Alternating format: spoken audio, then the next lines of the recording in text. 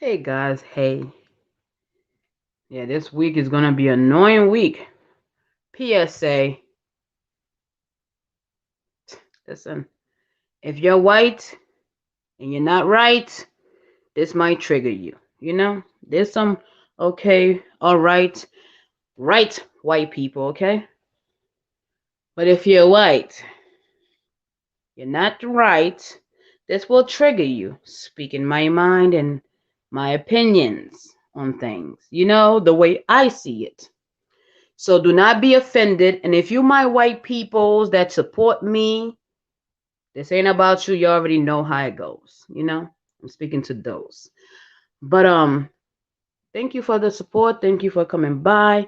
And this is Mr. 46, speaking about what the stimulus didn't cover and why you've been having low counts of food and why freight boats is just sitting there, you know? So let me play this and I'll come back. Here. Hi to all the people that's stopping by, the people who's watching this now. I'll be back after this with a new live, okay? Not right after this, but later on tonight. But anyways, let me play this. Move things. How a finished product moves from a factory to a store to your home. And today we have an important announcement that will get things you buy to you to the shelves faster. I'm joined by the executive director of the ports of Los Angeles and Long Beach, Gene Soroka, and Mario Cordono. I apologize, Mario. And the president of the International Longshoremen's Union, Willie Adams. Los Angeles and Long Beach are home to two of the largest ports in America, and together these ports are among the largest in the world. And the best way to make that point is that 40% of shipping containers that we import into this country come through these two ports. And today we have some good news. We're going to help speed up the delivery of goods all across America. After weeks of negotiation and working with my team and with the major union retailers and freight movers, the Port of Los Angeles announced today that it's going to begin operating 24 hours a day, 7 days a week. This follows the Port of Long Beach's commitment to 24/7 that it announced just weeks ago. 24/7 system, what most of the leading countries in the world already operate on now, except us, until now. This is the first key step toward moving our entire freight, transportation, and logistical supply chain nationwide to a 24/7 system. And here's why it matters. Traditionally, our ports have only been open during the week, Monday through Friday, and they're generally closed down at nights and on weekends. By staying open 7 days a week through the night and on the weekends, the Port of Los Angeles will open over 60 extra hours a week will be open.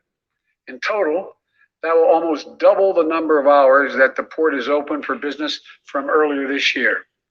That means an increase in the hours for workers to be moving cargo off ships onto trucks and rail cars to get to their destination. And more than that, the night hours are critical for increasing the movement of goods because highways are less crowded in the evening at night. In fact, during off-peak hours in Los Angeles, cargo leaves the port at a 25% faster pace than during the day shift. So by increasing the number of late night hours of operation and opening up for less crowded hours when the goods can move faster, today's announcement has the potential to be a game changer. I say potential because all of these goods won't move by themselves. For the positive impact to be felt all across the country and by all of you at home, we need major retailers who order the goods and the freight movers who take the goods from the ships to factories and to stores to step up as well. These private sector companies are the ones that hire the trucks and rail cars and move the goods. On this score, we have some good news to report as well. Today, Walmart, our nation's largest retailer, is committing to go all in on moving its products 24/7 from the ports to their stores nationwide.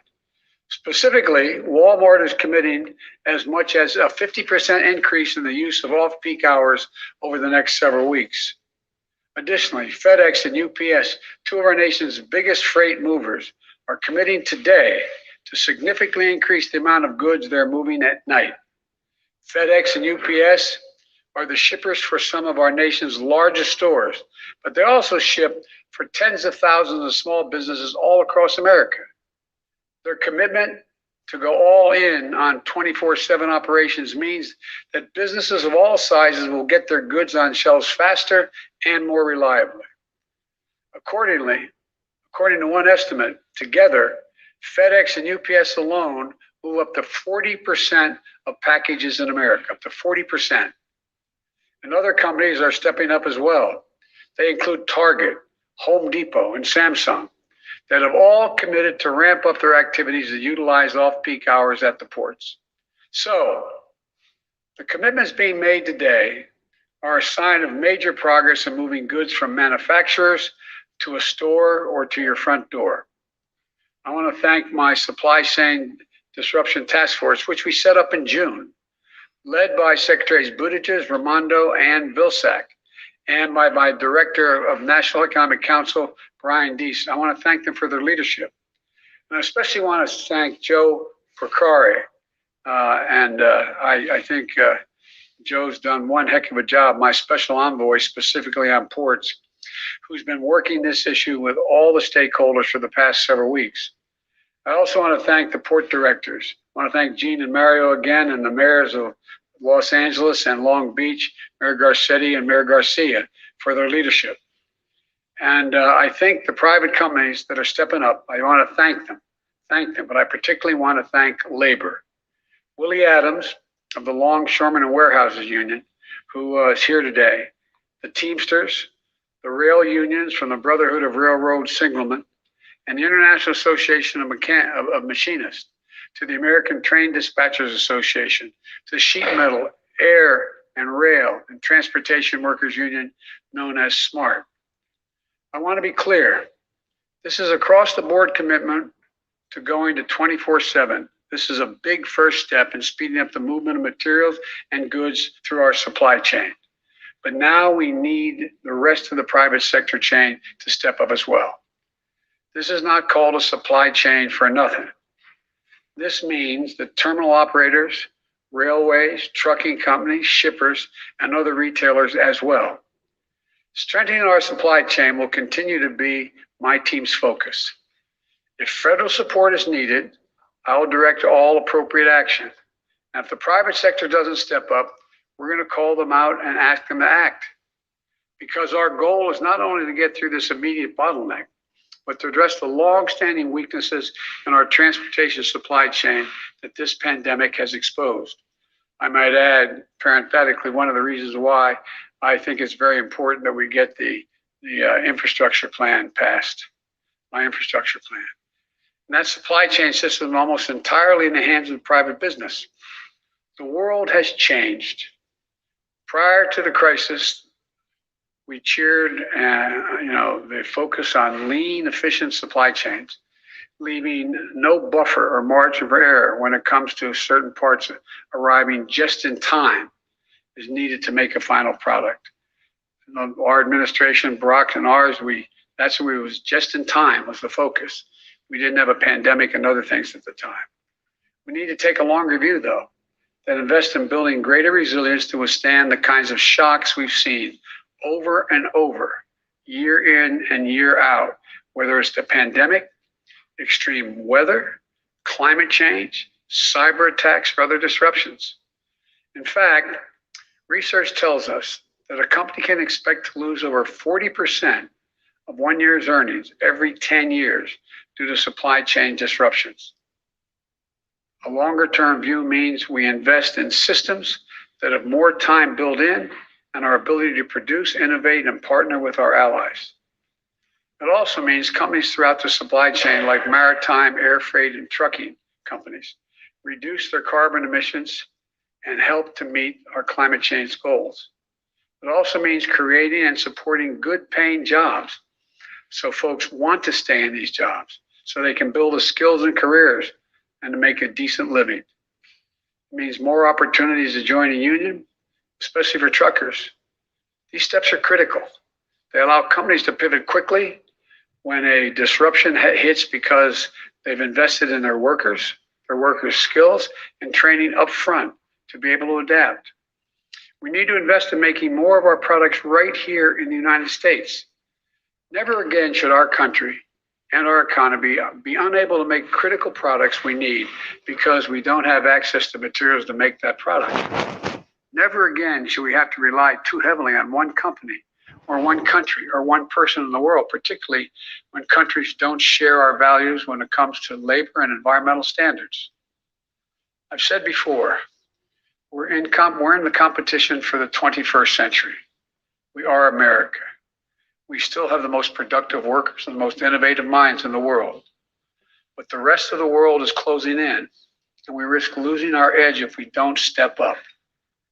In order to be globally competitive, we need to improve our capacity to make things here in America while also moving finished products across the country and around the world. We need to think big and bold.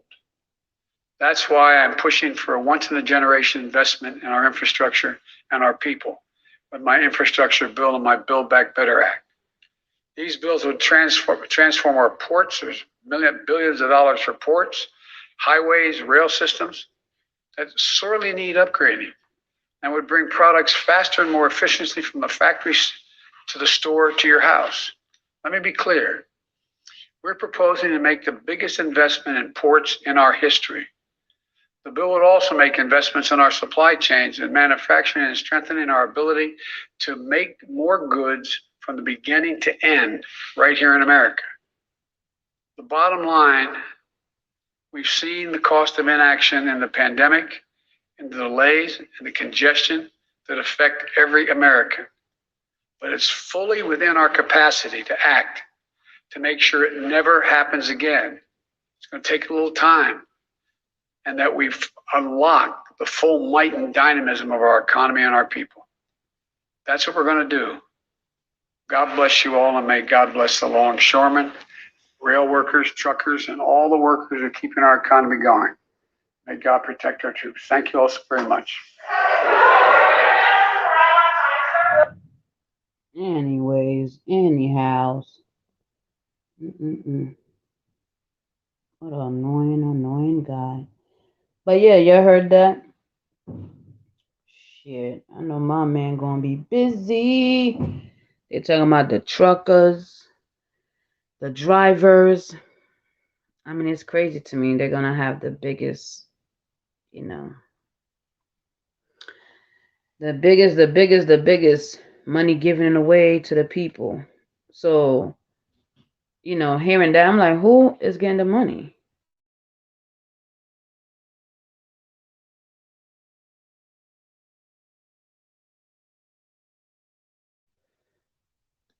Yeah, who's who's gonna get this money?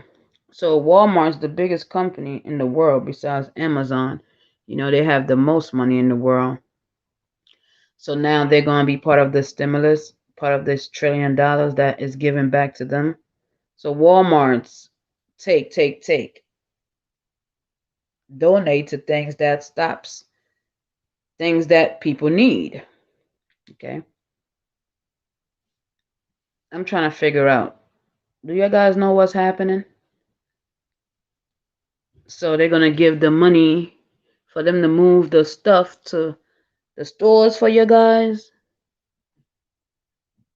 He's now encouraging people to basically go and